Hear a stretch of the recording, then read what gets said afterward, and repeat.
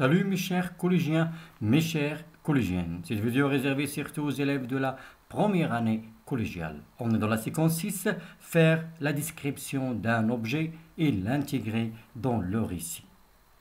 Faire la description d'un objet et l'intégrer dans le récit. Mais avant de commencer notre vidéo, j'aimerais bien que vous preniez vos cahiers et vos stylos. Vous allez relever l'objet qu'on va décrire, les formes et aussi les matières que vous allez écouter. Et toujours l'objectif de la première vidéo, c'est identifier la description d'un objet. Identifier la description d'un objet. Tapis Bni Ouraïn. Le tapis Bni Ouraïn est considéré comme le tapis roi. Il est tissu à la main par les femmes des tribus Bni Ouraïn, du Moyen Atlas marocain et du village proche. Il est fabriqué avec de la laine vierge, issue d'une race de moutons rustiques marmoucha. Il présente des motifs très simples, losange, ligne, triangle. Ces dessins noirs et dérivés sont tissus sur le fond de la laine vierge naturelle, d'où une palette de blanc allant du blanc à l'ivoire. Il présente de belles dimensions car à l'origine, il était pensé pour protéger du froid les tentes. Alors sans oublier aussi de relever la fonction de l'objet. À quoi sert l'objet? Deuxième document. Le tapis Bnimgould, ou bien Bnimgould. Avec ses couleurs noires et blanches, ce beau tapis évoque la laine mochetée ou le pelage d'un animal dont il a la douceur et l'épaisseur utiles au confort. Sa composition est faite par registres horizontaux successifs, meublés de motifs losangiques, de motifs en X et de lignes en zigzag. Troisième document, le tapis Zmour. Les Zmour nomadisent sur les plateaux peu élevés au nord et à l'est des montagnes du Moyen Atlas, propices à l'élevage et aux cultures. Ils tissent des tapis dont l'aspect est velouté et régulier, mais dont le velours est moins lent que celui des tapis tissés par les tribus vivant dans des régions plus élevées, comme les Ayans ou les Bni Gould. Sur ce tapis, à fond rouge, en laine, le décor de losange, rectangle, triangle, chevron et damier aux couleurs jaune, vert pâle et bleu est ordonné selon des axes verticaux. Le champ du tapis n'est pas encadré par une bordure, ce qui lui donne l'apparence d'une œuvre sans fin et produit une impression d'espace et de mouvement, comme s'il était le reflet du milieu dans lequel évolue cette tribu. Le motif en X, qui est la marque d'identification du bien dans les tribus amazirs, est ici largement utilisé et prend les formes très belles et très élaborées. Alors, j'espère que vous allez lire ces trois documents.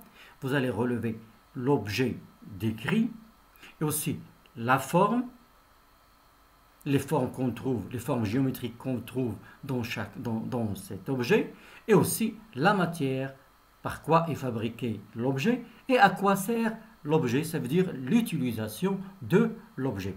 Et toujours, la source de ces trois documents, c'est l'Internet.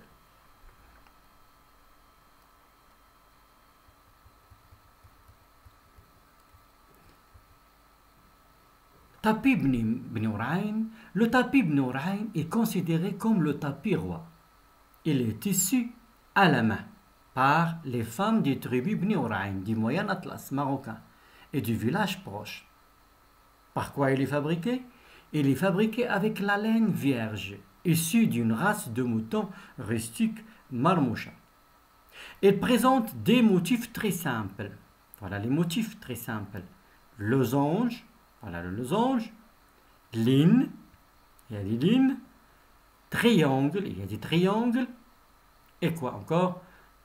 Ces dessins noirs et dérivés sont issus sur le fond de la laine vierge naturelle, d'où une palette de blanc allant du blanc à l'ivoire. Voilà les couleurs. Il présente de belles dimensions, car à l'origine, il était pensé, pourquoi? Pour protéger des froids les tentes. Alors pourquoi? À quoi sert ce tapis? Alors il présente de belles dimensions, car à l'origine, il était pensé pourquoi? Pour protéger des froids les tentes. Deuxième document, tapis Bnim Gould. Avec ses couleurs noires et blanches, ce beau tapis évoque la laine mochetée ou le pelage d'un animal dont il a la douceur et l'épaisseur utiles au confort. Toujours, alors quoi? Il est fabriqué par, à vous de voir. Sa composition est faite par des registres. Voilà les registres horizontaux. C'est pas verticaux, mais horizontaux, successifs.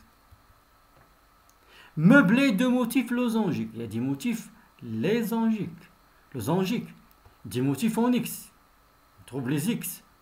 Et de lignes en zigzag. Voilà les lignes en zigzag. Le tapis zmour. Les zmours nomadisent sur les plateaux peu élevés au nord et à l'ouest des montagnes du Moyen Atlas, propices à l'élevage et aux cultures. Ça veut dire ce sont des nomades. Ils se déplacent de lieu en lieu. Ils tissent des tapis dont l'aspect est velouté et régulier, mais dont le velours est moins lent que celui du tapis tissu par les tribus vivant dans des régions plus élevées comme les Ayans et les Bnim Gould. Sur ce tapis à fond rouge, en laine, le décor de losange. Le décor de losange, rectangle aussi, on trouve des rectangles, triangles, chevrons et damiers aux couleurs jaunes, vert pâle, bleu et ordonné selon des axes verticaux. Les axes verticaux. Le champ du tapis n'est pas encadré par une bordure. Ici, il n'y a pas la bordure. Il n'est pas encadré par une bordure. Ce qui lui donne l'apparence d'une œuvre sans fin et produit une impression d'espace et de mouvement, comme s'il était le reflet du milieu dans lequel évolue ces tribus. Parce qu'on a vu les tribus de Zmour, ils évoluent en plein air. Le motif en X, qui est la marque d'identification du bien dans les tribus amazighes, toujours on a ce X, est ici largement utilisé et prend des formes très belles et très élaborées. Alors j'espère que vous avez relevé l'objet décrit, et aussi les formes géométriques dont on a parlé, et aussi les couleurs, sans oublier les couleurs et la matière et l'utilisation de l'objet. Alors toujours déjà, on a dit pour le premier document, le tapis Bni Orain, la source c'est l'internet, l'objet décrit, oui, c'est le tapis. Le lieu ou le village, c'est Bni Orain. Le titre, le tapis Bni Gould, toujours dans la source l'internet, ça veut dire toujours dans ces documents, on a décrit le tapis. Troisième document, le tapis Zmour, la même source, toujours on a le tapis, et la région c'est Zmour. Maintenant, passons aux autres questions. Les formes qu'on a trouvées. Le tapis Bni Orain. Quelles sont les formes que vous avez trouvées dans le tapis Bni Orain? Et les couleurs aussi. La matière, par quoi il est fabriqué, et sa fonction. Alors, pour les formes, on a des formes de losange, ligne, et aussi, on a vu triangle. Pour la couleur, les couleurs qu'on a vues, blanc et le blanc d'ivoire. Pour la matière, par quoi il est fabriqué, c'est la laine évidemment, la laine vierge du mouton rustique. Et surtout une marque appelée Marmoucha. Et à quoi sert ce tapis? L'utilisation de ce tapis, à quoi sert ce tapis? C'est pour se protéger, ou bien protéger les tentes du froid. Pour le tapis Bnim Gould, Les formes qu'on a vues, toujours, on a les registres horizontaux successifs, les motifs losangiques, et on a vu aussi les motifs en X dans ce tapis et les lignes en zigzag. Les couleurs noires et blanches. Toujours, on a la laine mouchetée et le pelage d'un animal. Et la fonction utile au confort, ça veut dire le tapis Blingold, c'est pour le confort, un tapis de luxe. On a vu aussi le tapis Zmour. Le tapis Zmour. Quelles sont les formes qu'on trouve, les formes géométriques qu'on trouve dans ce tapis? On a tout d'abord les décors de losange, on a rectangle, triangle, aussi le chevron, damier, l'axe verticaux, très bel et très élaboré. Les couleurs qu'on a vues, fond rouge, jaune, vert, pâle et bleu. La matière, toujours, on a la laine. Et quelle est la fonction du tapis de Zmour? La fonction, alors qu'est-ce qu'il donne là?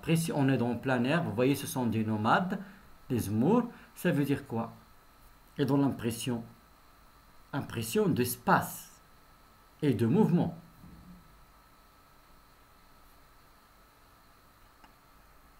Voilà le tapis chevron.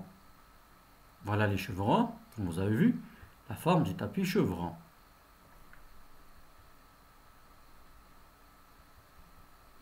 Alors, les formes géométriques qu'on a citées dans le texte, on a la forme rectangulaire, non, la forme tout d'abord losange, excusez-moi, la forme losangique, on a le rectangle, la forme rectangulaire, et on a le triangle.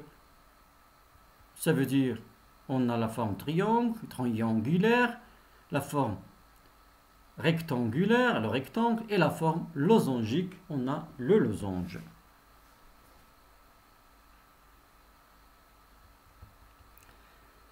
Alors, les motifs communs entre tous les tapis, c'est toujours, on a la forme de X. Et c'est la forme commune pour tous les tapis Amazigh. Et quelle est la fonction de ce X? C'est une marque de quoi? Marque d'identification du bien. Alors, la description qu'on a vue, est-ce qu'elle était positive ou négative? Avant maintenant, oui, évidemment, c'est une description positive. Alors maintenant, pour décrire un objet, on insiste sur sa forme. La forme, ou bien les formes géométriques qu'on peut trouver dans cet objet.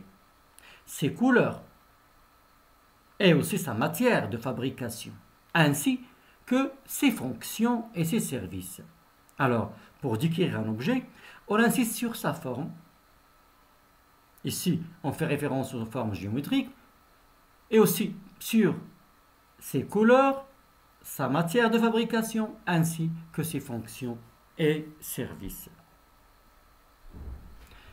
Alors, voilà quelques formes pour vous aider. On a le cercle, carré, cube, ovale. Maintenant, on passe à la deuxième séance, c'est utiliser le lexique des matières et des formes géométriques, ou bien le lexique des matières et des formes. Observons bien ces images.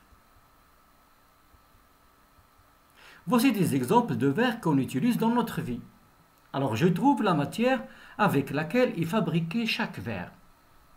Commençons par le premier verre. Par quoi il est fabriqué? Oui, très bien. Alors, le premier verre est fabriqué en bois. Le deuxième verre, par quoi il est fabriqué? Oui, très bien. Alors, le deuxième verre est fabriqué en plastique. Maintenant, le troisième verre. Oui, alors le troisième verre est fabriqué en verre. Le quatrième maintenant. Oui, alors le quatrième est fabriqué en poterie. Le cinquième verre est fabriqué en plastique. Maintenant, le sixième est fabriqué en céramique. Voilà le céramique. Le dernier verre est fabriqué en verre. Passons maintenant Au deuxième exercice, faites des phrases en citant la matière de fabrication d'un objet. On va construire des phrases en citant la matière de fabrication d'un objet. Alors on a ici, c'est quoi? C'est un verre. Alors ce verre, par quoi il est fabriqué? À vous de donner une phrase, de construire une phrase. Oui, très bien. Alors, ce verre est fabriqué en poterie. Ce verre est fabriqué en poterie. Maintenant, la fenêtre est fabriquée en bois et en verre. Maintenant, la porte. Cette porte, par quoi elle est fabriquée? Oui. Alors, cette porte est fabriquée en bois. Ah, le bracelet. Le bracelet. Alors, le bracelet, par quoi il est fabriqué ou bien il est en quoi? Oui. Alors le bracelet, ce bracelet est en argent. Ce bracelet est en argent. Le tricot maintenant, par quoi il est fabriqué? On a la laine. Qu'est-ce qu'on peut dire? Oui. Alors ce tricot est en laine. Ce tricot est en laine. Le foulard. Ah, vous avez vu la matière, le soie. La soie, excusez-moi. La soie. Alors, donnez-moi une phrase. Oui, très bien. Alors, ce foulard est en soie. Ce foulard est en soie. Alors, ce verre est fabriqué en poterie. Cette fenêtre est en bois et en verre. Cette porte est fabriquée en bois. Ce bracelet est en argent. Ce tricot est en laine. Ce foulard est en soie. Passons maintenant à l'exercice suivant. On a ici un bras zéro. Alors, ce bras zéro, il est fabriqué en quoi? Oui, on a le fer. Alors, qu'est-ce qu'on va dire? Ce bras zéro est fabriqué en fer. Jaquette, jaquette. Alors, la jaquette, c'est par quelle matière est fabriquée? On a le cuir. Qu'est-ce qu'on va dire? Oui, cette jaquette est en cuir. Cette jaquette est en cuir.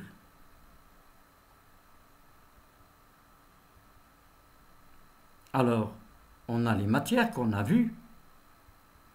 On a vu le cuir, cuivre, bois, plastique, tissu, fer, argent, or, verre, caoutchouc, poterie, laine, soie. On a vu aussi les formes géométriques, quelques formes aussi. On a carré, rectangulaire, circulaire, rond, ovale, losangique, la forme losangique, triangulaire, zigzag, trapèze, cube, cylindrique, cône, pyramide. Voilà quelques formes. Alors, à vous d'observer bien le lexique du matière et des formes. Alors,